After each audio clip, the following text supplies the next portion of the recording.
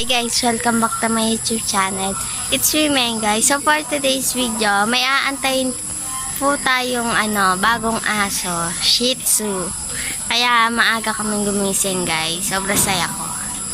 So guys, yan. Dalawa na po yung bagong aso namin. Nauna po si Mochi, ayun. Tapos sunod yung Shih Tzu.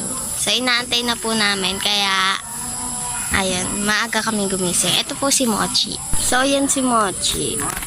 Babae siya, pero lalaki Shih Tzu. Dalawa bali tatlo na silang aso.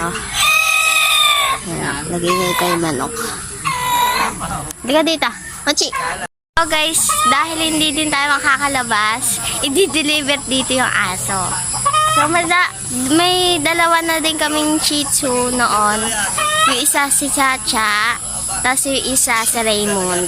Isa lalaki, babae. So guys, yun. Madami din kami naging aso. Kasi mahilig kami sa aso. At yun, mga nagsimatayan nga lang. So, yung dalawa kaninang Shih Tzu na sabi ko na sa inyo. Ayun. Kaso wala kang picture ni Chacha ni Raymond lang. Yan. Tapos, may naging husky din kami, guys. Kaso, nangangain siya ng mga manok ni tatay. Kaya, binigay kay Lolo. Tapos, nung nabuntis yon, kinain niya naman yung anak niya. Yun lang, guys. Tapos, nabulag siya. Tapos, hanggang mamatay na, guys. Tapos, guys, 3 Belgian yata yung naging Belgian namin na asos. Pero ang alala ko lang na Belgian, si Kobe at si Bis. Magtatay yon, guys. Tapos guys, isang picture yung kapatid kong si Laga na hawak niya si Taba. So ito yan, guys. Yan si Taba. Kaso namatay na din yan. So guys, yun, pag dumating na yung bagong aso namin dito, 3 na yung magiging aso namin. Yung isa si Plankton, Jack Russell, ang lahi. Tapos si Mochi, Aspin yata. Tapos yung bago mamaya, Shih Tzu. So guys, inaabangan na namin.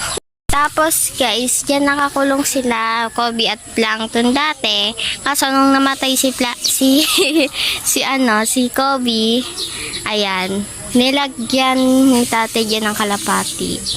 Kasi hindi ko naman kinukulong dyan si Plankton noon, gawa ng lilinisin ko pa nga at nagkasakit si Kobe.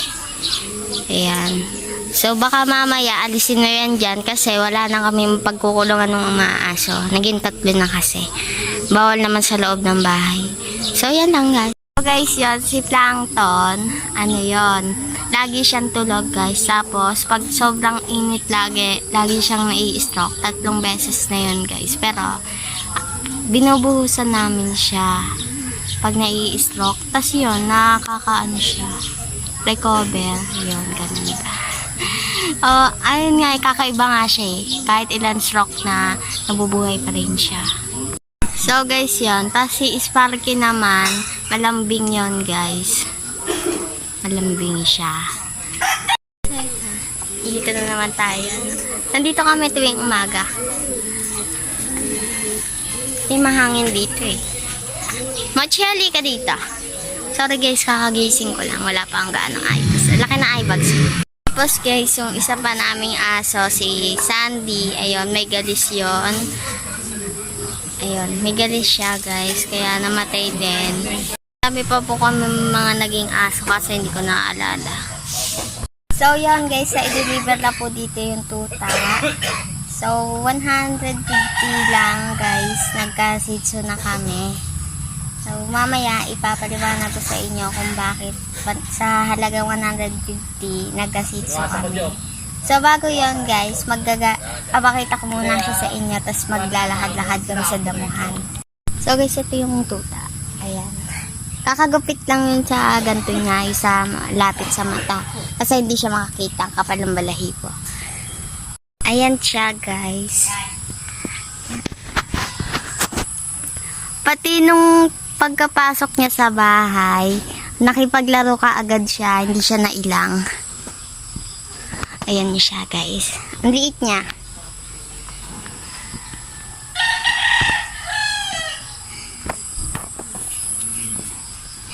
Ayan. Ito yung mata niya. Ang awas. Mama, guys, yan siya. Papatakbuhin natin. Ito.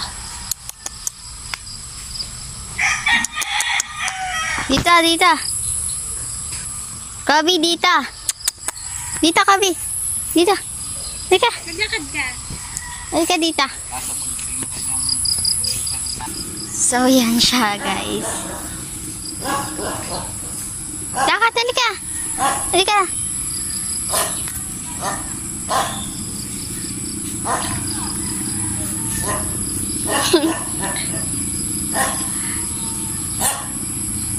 Ayan, naka-dog food yan, guys. Kaya ginupitan kasi hindi niya din makita yung kinakain niya. Magkakain. Ayan siya. Kabi. Ayan siya. Nung dalawa namin naging Shih Tzu, yung isa doon si Raymond, brown and white. Siya black and white. Yan. Halika dito. Halika. Uwi na kami. Halika dito, halika. Halika dito. Ang ulo ng mga kalapati, may karera mama. Abukas. Ayan. Ang amos na.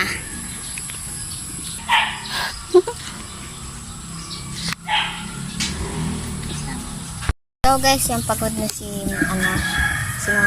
Kobe. Ayan. Higa na yan mamaya. So sasabihin ko ngayon sa inyo guys kung bakit sa halagang 150 meron kami yan Shih Tzu. Kasi guys, napanalunan lang siya ni tatay sa Rita. Number 33. Ayan siya. Yan na yung 150. Yan na. Tuta na.